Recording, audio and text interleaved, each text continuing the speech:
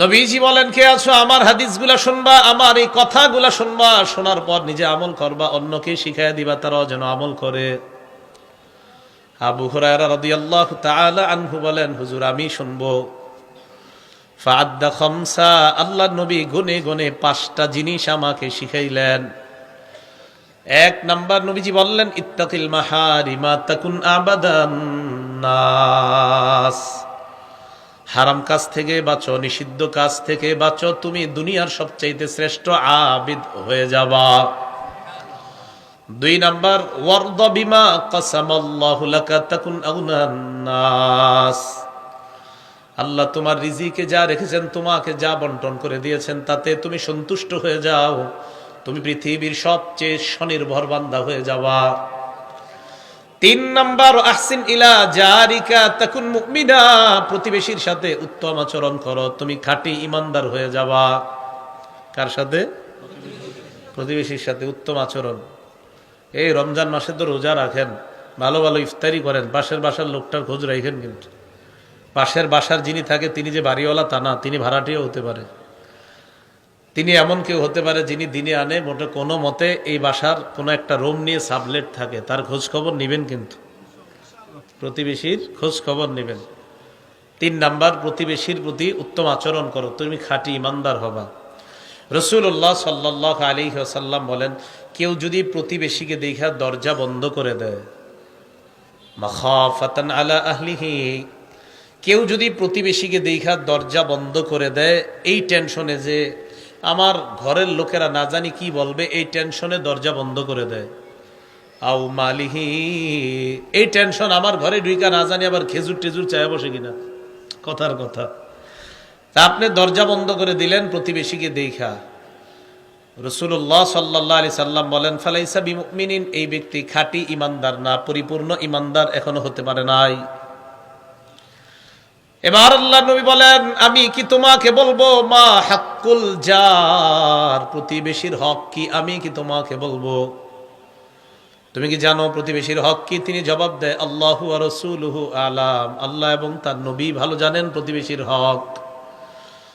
নবীজি সাল্লাল্লাহু আলাইহি ওয়াসাল্লাম বলেন, প্রতিবেশীর হক হলো, প্রতিবেশী যদি তোমার কাছে ঋণ চায়, ইনিস্তাকরাজাকা ফাকরাস্তা, ঋণ চাইলে তাকে সুদ মুক্ত ঋণ দেওয়া, ঋণ চাইলে সুদ মুক্ত ঋণ দেওয়া।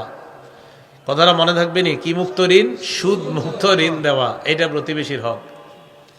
ওয়া ইযাফতাকারা উত্তা আলাই, প্রতিবেশী যদি দরিদ্র হয়ে যায় তার সহযোগিতায় এগিয়ে যাওয়া। ওয়া ইযা মারিদা ফাউত্তাহু, প্রতিবেশী যদি অসুস্থ হয়ে যায় তাকে ফল ফ্রুটস নিয়ে দেখতে যাওয়া। আর আল্লাহ নবী কি বলে দেখেন, নবীজি বলেন, তোমাদের কেউ যেন বিল্ডিং না বানায়, পাশের প্রতিবেশীর বাড়ির বাতাস বন্ধ করার নিয়তে যেন কেউ বিল্ডিং না বানায়। কি বললেন? হ্যাঁ, পাশের বাড়ির ওই ব্যক্তির বাতাস বন্ধ করার জন্য তোমাদের কেউ যেন প্রতিবেশীর পাশে যেন এত বড় বাড়ি না বানায়। ফাতাহজিবা আনহু রিহা, তার বাতাস বন্ধ করার জন্য। ওয়ালা তাস্তাতিলু আলাইহি বিল বুনয়ান ফাতাহজিবা আনহু রিহা ইল্লা বিইজনিহি, প্রতিবেশীর অনুমতি ছাড়া এত বড় টাওয়ার বানাইবা না যার কারণে তার বাতাস বন্ধ হয়ে যায়। হ্যাঁ, প্রতিবেশী যদি অনুমতি দিয়ে দেয় তাহলে ভিন্ন কথা, প্রতিবেশী অনুমতি দিলে ঠিক আছে, অনুমতি যদি না দেয় তাহলে কিন্তু বাতাস বন্ধ করা যাবে না। নবীজি বলেন, আমার উম্মত বাতাস খায়, এই বাতাস এটা আমার উম্মতের হক, আমার উম্মতের এই হক তুমি তার অনুমতি ছাড়া নষ্ট করতে পারো না। এরপরে কি কয় দেখেন, তোমাদের কেউ যদি ফল নিয়ে বাসায় আসো, ওয়া ইনিশতারাইতা ফাকিহাতান ফাআহদিলা, ফল নিয়ে বাসায় আসলা, প্রতিবেশীর সামনে দিয়ে ব্যাগগুলা সুন্দর মতো নিয়ে বাসায় ঢুকলা, আর প্রতিবেশী দেখলো তোমার ব্যাগের মধ্যে ফল।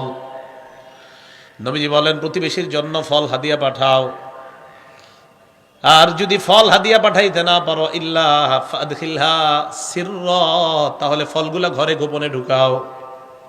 ফলগুলা ঘরে, কথাগুলা গুরুত্ব দেন, এগুলা স্বাভাবিকভাবে নেবেন না, ফল নিয়ে সামনে দিয়ে দেখাই দিয়ে নিতেছ। রসুল বলেন, যেহেতু দেখায় নিছো, পাঠাও, হাদিয়া পাঠাও। না হুজুর আমি হাদিয়া দিব না। রসুল কয় তাহলে গোপনে ফল ঘরে ঢুকাও, যেন বুঝতে না পারে তোমার ব্যাগের মধ্যে কি চাউল না ফল। এরপর রসুল যে কথাটা বলছে আপনি অবাক হয়ে যাবেন। বাচ্চাদের হাতে ফল কাইটা দিলে বাচ্চারা দৌড় দিয়া বাহিরে অন্য বাচ্চার সামনে আসে কিনা? নবীজি বলেন ওয়ালা ইয়াখরুজ ইবনুকা বিহা লিয়াগিযা বিহা ওয়ালাদা, তোমার সন্তান নিয়ে, তোমার সন্তান ফল নিয়ে যেন অন্যের সন্তানের সামনে না খায়। তাহলে আমার আরেকটা উম্মতের বাচ্চাটা তোমার সন্তানের হাতে ফল দেখে কষ্ট পাবে। তোমার সন্তান ফল নিয়ে যেন অন্যের সন্তানের সামনে না খায়, বলবে আব্বা তুমি তো কমলা আনো না, তার বাবা কমলা আনছে। রাসূলুল্লাহ সাল্লাল্লাহু আলাইহি সাল্লাম এরপরে বলেন ওয়ালা তুযহি বিরিহি কাতারি কিদরিকা বিকাতারি রিহি কিদরিকা, তুমি তোমার পাতিলের গোশতের ঝোলের ঘ্রাণ দিয়ে প্রতিবেশীর কষ্ট দিবা না।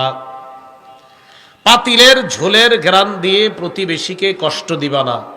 গুরুত্ব দিয়ে শোনেন কথাটা, তোমার পাতিলের গোশতের ঝোলের ঘ্রাণ দিয়ে প্রতিবেশীকে কষ্ট দিবা না। মানে রসুল অন্য বর্ণনায় বলছে গোস্ত যদি রান্না করো ঝোল বাড়ায় দাও, তোমার প্রতিবেশী যেহেতু ঝোলের ঘ্রাণ পায়, আর ঝোলের ঘ্রাণ এমন এক জিনিস, এটা কার না খাইতে মন চায়? আপনাদের মন চায় না? কয়েকজন কয় চায়, আমার তো মন চায়। বিরিয়ানি দোকানের সামনে দিয়ে গেলে আমারও মন চায় 2-4 প্লেট মারি বসে, এটা কার না মন চায়? ভাবসাব এমন মানে আপনাদের মন না, না আপনাদের রুচি বলতে কিছু নাই, থাকবে কেমনে?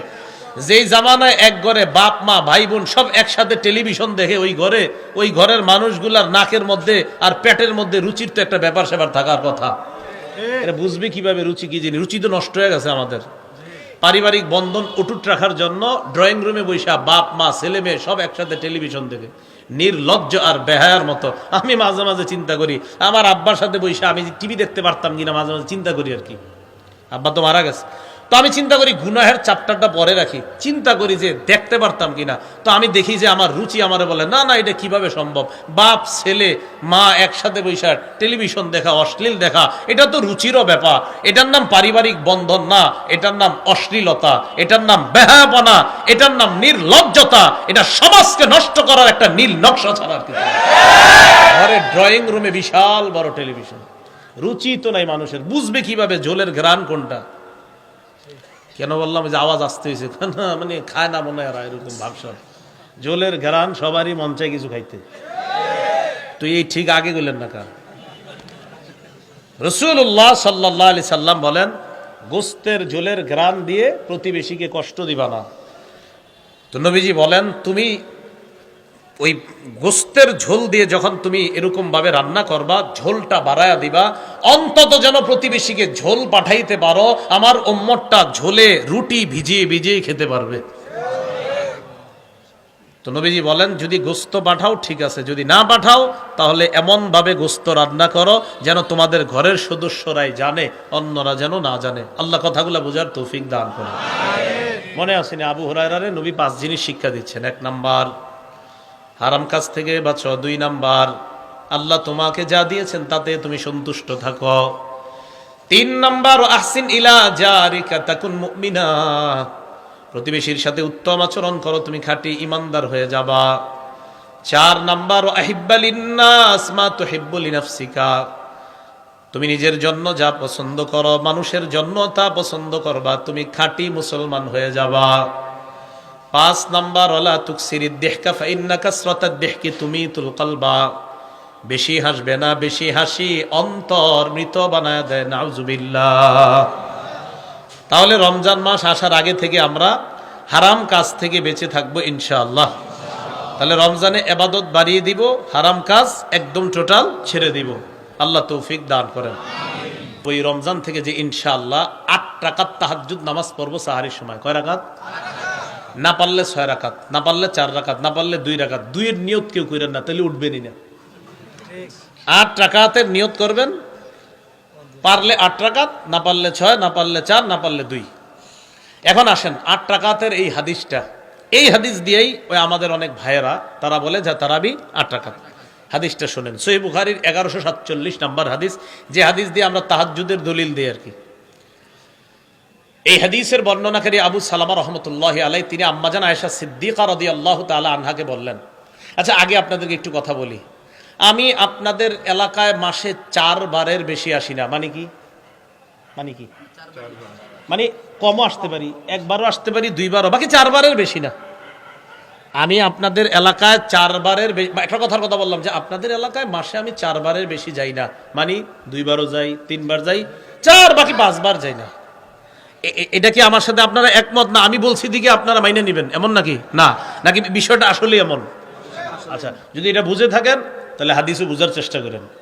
এবার শোনেন, সহিহ বুখারীর বর্ণনা 1147 নম্বর হাদিস। আম্মাজান আয়েশা সিদ্দিকা রাদিয়াল্লাহু তাআলা আনহাকে জিজ্ঞাসা করলেন, আম্মাজান কাইফা কানাত সালাতু রাসূলিল্লাহি সাল্লাল্লাহু আলাইহি ওয়াসাল্লাম ফি রমাদান।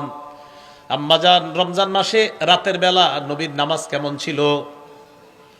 আম্মাজানকে প্রশ্ন করলেন নবীর নামাজ। আম্মাজানকে কিন্তু এই প্রশ্ন করে নাই তাহাজ্জুদ নামাজ নাকি তারাবির নামাজ, শুধু বলছে নবীর রমজান মাসে রাতের নামাজ। কিসের নামাজ? রমজানে রাতের নামাজ। তো আমি কেমনে তাহাজ্জুদের অনুবাদ করবো? নবী তো বলে নাই তাহাজ্জুদ। তাহলে আপনি তারাবির অনুবাদ এটাও করতে পারবেন না, আমি তাহাজ্জুদের অনুবাদ এটাও পারবো না, আমার অধিকার নাই, কারণ এটা তাহাজ্জুদ শব্দ নাই, আবার তারাবিও নাই। কিন্তু শোনেন মন দিয়ে, আম্মাজান আয়েশা সিদ্দিকাকে বললেন, আম্মাজান নবীজির রমজানে রাতের নামাজ কেমন ছিল? তো রাতের নামাজ যদি বলে, কেউ বলতে পারে তারাবি, আবার আপনি বলতে পারেন তাহাজ্জুদ। কিন্তু আবার দুজন বলতে পারে, এই মিয়া তুমি তারাবি কিভাবে বলো?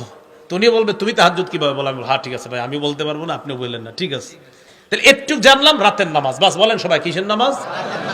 এবার আম্মাজানের জবাবটা দেখেন, জবাবটা মন দিয়ে শোনেন। মা কানা রাসূলুল্লাহি সাল্লাল্লাহু আলাইহি ওয়াসাল্লাম ইয়াজিদু ফি রমাদান ওয়ালা ফি গায়রিহি আলা 11 রাকআতান। নবীজি রমজানে এবং রমজানের বাহিরে, বলেন এবার, আবার বলেন, রাতের নামাজ 11 রাকাতের বেশি পড়তেন না। বলেন কবে কবে? রমজানের বাহিরে কয় মাস? রমজান বাদ দিলে থাকে কয় মাস? এখন রমজানের বাহিরে যে 11 রাকাতের বেশি পড়তেন না, এই 11 রাকাতের মধ্যে 8 রাকাত আর 3 রাকাত বিতির। তো ওই 8 রাকাতের নাম বাকি 11 মাস আপনারা রাতে কি দিবেন দেখি, দেন তো। হ্যাঁ, নাকি অন্য কোনো নাম দেওয়া যায়? দিয়ে দেন, লাইট, ফ্যান বা কিছু একটা, কথার কথা আর কি। তাহলে 11 মাস রাসূল সাল্লাল্লাহু আলাইহি সাল্লাম যে রাতে 11 রাকাতের বেশি পড়তেন না, ওই 11 রাকাতের মধ্যে 8 রাকাত রাতের নামাজের নাম আপনি বাধ্য এটা তাহাজ্জুদই দিতে হবে, কারণ তারাবি তো 1 মাসের নামাজ। তারাবি কয় মাসের? তাহলে 11 মাস যেই নামাজের নাম তাহাজ্জুদ, এই নামাজের নাম রমজানে আবার অন্য নাম কেন হবে সেটা বলেন। হ্যাঁ, 11 মাস যেই নামাজের নাম এশা, রমজানে এটার নাম 11 মাস যেই নামাজের নাম ফজর, রমজানে এটার নাম 11 মাস যেই নামাজের নাম জোহর, যেই নামাজের নাম আসর, যেই নামাজের নাম মাগরিব, রমজানে এগুলার নাম কি? এইগুলাই থাকে না, পরিবর্তন হয়। 11 মাস যেই নামাজের নাম তাহাজ্জুদ, তো রমজানে এটার নাম হবে কি? তাহাজ্জুদ কি 1 মাসের নামাজ না 12 মাসের নামাজ? তারাবি কি 1 মাসের নামাজ না 12 মাসের? 1 মাসের। এই জন্য তারাবি এটা সাহাবাদের সুন্নত থেকেই প্রমাণিত 20 রাকাত। তাহাজ্জুদ এটা কোরআন দ্বারাও প্রমাণিত, রসুলের সুন্নাহ দ্বারাও প্রমাণিত যে রসুল সর্বোচ্চ 11 রাকাতের বেশি পড়তেন না। 8 রাকাত তাহাজ্জুদ আর 3 রাকাত বিতিরের নামাজ। কিভাবে পড়তেন? ইস্তিসকার কিতাবের মধ্যে ইমাম ইবনে আব্দুল বার ব্যাখ্যা দিছে, ইউসাল্লি আরবাআ, কয় নবীজি 4 রাকাত পড়তেন, পড়ার পর সুম্মা ইয়ানাম, এরপর ঘুমাইতেন, সুম্মা ইউসাল্লি আরবাআ, ঘুম থেকে উঠে আবার 4 রাকাত পড়তেন, সুম্মা ইয়ানাম, আবার ঘুমাইতেন, সুম্মা ইউসাল্লি বিসালাস, এরপর তিনি 3 রাকাত বিতির পড়তেন। বলেন তো আপনারা, রমজান ছাড়া 11 মাস এই যে নবী রাতে ঘুমাইতেন, আবার 4 রাকাত পড়তেন, আবার ঘুমাইতেন, আবার 4 রাকাত পড়তেন, আবার ঘুমাইতেন, আবার 3 রাকাত পড়তেন, এই সারা রাত ব্যাপী রমজানের বাইরে যে নামাজটা পড়তেন 8 রাকাত, আম্মাজান আয়েশা বলে লা তাসআল আন হুসনিহিন্না ওয়া তুলিহিন্না, কয় শোনো এই 8 রাকাত এত সুন্দর এত লম্বা হইতো, কই এই লম্বা আর সৌন্দর্যতার বর্ণনা আমারে জিজ্ঞাসা করো না, আমি দিতে পারবো না, এত সুন্দর হইতো এই নামাজ। তো রমজানের বাহিরে 11 মাস নবীজি রাতের বেলা এই লম্বা সময় নামাজ পড়তেন, আবার ঘুমাইতেন, 4 রাকাত পড়তেন, ঘুমাইতেন, আবার 4 রাকাত পড়তেন, আবার ঘুমাইতেন, এরপর বিতির পড়তেন। তো সারা রাত ব্যাপী যে 4 রাকাত পড়লেন আর বিতির পড়লেন, তো ওই 4 রাকাত আর 4 রাকাত 8 রাকাত, এই 8 রাকাতের নাম 11 মাস কি দিব বলেন? কি দিব? তাহাজ্জুদ। এই হাদিসটাকেই আমাদের অনেক ভাই বলে, কয় এটাই তারাবি। তো এটা কিভাবে তারাবি হয়? আচ্ছা এবার আসেন, আমি কি বলছিলাম, আপনাদের এখানে মাসে কয়বারের বেশি আসি না? তাহলে কমও। নবীজি 11 রাকাতের বেশি পড়তেন না, মানে কি? হ্যাঁ, কমের আছে তো, কমের বর্ণনা তো আছেই। 11-র বর্ণনা আছে, 9-এর বর্ণনা আছে, 7-এর বর্ণনা আছে, আপনার 7-এর বর্ণনা আছে। তুই 7 মানে কি? 4 রাকাত আর 3 রাকাত। 9 মানে কি? 6 রাকাত আর 3 রাকাত। 11 মানে কি? 8 রাকাত এবং 3 রাকাত। বুখারীতে 13-রও বর্ণনা আছে, 13 অবশ্যই, বাকি 2 রাকাত ফজরের সুন্নত, এভাবে 13। এখন 11-র বেশি পড়তেন না, তার মানে 11-র বেশি পড়তেন না, তার মানে কি 11-র কম। তো এই কমটা মাঝে মাঝে 7 হইতো, মাঝে মাঝে 9 হইতো, মাঝে মাঝে 11 হইতো। তাহলে শুধু 8 কেন? মাঝে মাঝে এই জন্য 4ও বইরেনও না, কথার এটা তাহাজ্জুদ। এই জন্য আমরা বলি, আমরা তাহাজ্জুদ 8 রাকাতও পড়বো, 6 রাকাতও পড়বো, 4 রাকাতও পড়বো, 2 রাকাতও পড়বো। আবার বিতিরটা যদি মিলান, তো তাহাজ্জুদের বিষয়টা আমরা 2 রাকাতও পড়বো, 4 রাকাতও পড়বো, 6 রাকাতও পড়বো, 8 রাকাতও পড়বো। কারণ রসুল বেশি পড়তেন না, 11-র বেশি। এর মানে কম যে পড়তেন না এমন না, কম পড়তেন। হ্যাঁ, আবু দাউদের বর্ণনা আছে রসুল্লাহ সাল্লাল্লাহু আলাইহি সাল্লাম যে কম পড়তেন, আবু দাউদে বর্ণনা আছে। তো রসুল সাল্লাল্লাহু আলাইহি সাল্লাম কখনো 4 পড়তেন, কখনো 6 পড়তেন, কখনো 8 পড়তেন। তাহাজ্জুদ 4 হয়, তাহাজ্জুদ 6 হয়, তাহাজ্জুদ 8 হয়। তারাবি রসুলের সুন্নত থেকে শুধু তারাবি নামাজ পাই, রাকাত পাই না। সাহাবাদের সুন্নত থেকে তারাবিও পাই, রাকাত পাই। আর নবী বলছে, আমার সুন্নত মানো, সাহাবাদের সুন্নত মানো, 2টা মানলে আর কোনো ঝগড়াই থাকে না। আল্লাহ বুঝার তৌফিক দান করেন। তো তাহাজ্জুদ নামাজে উঠলেন। অনেক ভাইয়ের আবার কয় কিয়ামুল লাইল মানি তারাবি না, কিয়ামুল লাইল মানি তারাবি না। কিয়ামুল লাইল মানি যে বেশিরভাগ জায়গায় তাহাজ্জুদ উদ্দেশ্য অনেক দলিল আছে, অসংখ্য। তাহাজ্জুদ নিয়ে আমার একটা আলোচনা আছে, দেখবেন কতগুলা কিয়ামুল লাইলের আমি তাহাজ্জুদের হাদিসের অধ্যায়ে আমি বলেছি। আবু দাউদের 1307 নম্বর হাদিসে আম্মাজান আয়েশা বলেন, লা তাদা কিয়ামাল লাইল, তুমি তাহাজ্জুদ নামাজ ছেড়ে দিও না। ফাইন্না রাসূলুল্লাহ সাল্লাল্লাহু আলাইহি সাল্লাম কানা লা ইয়াদাউ, রাসূল সাল্লাল্লাহু আলাইহি সাল্লাম তাহাজ্জুদ ছাড়তেন না। কানা ইদা মারিদা আও কাসিলা সাল্লা কাঈদা, নবী যদি অসুস্থ হইতেন অথবা ক্লান্তি বোধ করতেন, বসে বসে হলেও তাহাজ্জুদ নামাজ আদায় করতেন। এরপর আমরা সাহারি খাবো। সাহারি খাবেন, এটা বরকত। রাসূল সাল্লাল্লাহু আলাইহি সাল্লাম বলেন, তাসাহহারু ফাইন্না ফিস সাহুরি বারাকাতান, সাহারি খাও, সাহারির মধ্যে ভরপুর বরকত, এজন্য খাবো আমরা। সাহারিতে আমরা চেষ্টা করব 1, 2টা 3টা খেজুরও যদি খাইতে পারি খাবো। হাদিসে আসছে, খেজুর কতই না উত্তম খাদ্য, সাহারির মধ্যে খেজুর কতই না নিয়ামতে পরিপূর্ণ খাদ্য। সাহারির মধ্যে খেজুর কতই না নিয়ামতে পরিপূর্ণ খাদ্য। তো এটা আমরা সাহারির সময় খাবো। এরপরে রমজানের রোজাটা শুরু হবে। রাসূল বলেন, মান সামা রমাদানা ঈমানা ওয়া ইহতিসাবা গুফিরা লাহু মা তাকদ্দামা মিন যামবি, যে ব্যক্তি রমজানের রোজা রাখে ঈমানের সাথে সওয়াবের আশায়, তার আগের গুনাহগুলো মাফ করে দেওয়া হয়। এরপরে ইফতার। ইফতারের সময় আমার সাথে সবাই একটা কথা বলেন, বলেন এবছর ইফতার যেন আমাদের মাগরিবের জামাত ছুটে যাওয়ার কারণ না হয়। সেটা হোক কোনো অনুষ্ঠান, বলেন, হোক কোনো ইফতার পার্টি, যা হবার হবে, বলেন, মাগরিবের জামাত ছাড়বো না ইনশাআল্লাহ। রমজানে সব নামাজগুলো ঠিক মতো পড়ে, শুধু মাগরিবটা ছাড়া। হ্যাঁ, অন্যান্য নামাজগুলো মুসল্লি ঠিক মতো, খালি মাগরিবে আপনার পিছনে পিছনে থাকে। তাহলে রমজানের ইফতার যেন আমাদের জামাত ছুটার কারণ না হয় ইনশাআল্লাহ, ঠিক আছে না? আল্লাহ আমাদের সকলকে যে কথাগুলো শুনলাম বললাম, এর উপর আমরা সবাই যেন আমল করতে পারি, আল্লাহ তৌফিক দান করেন।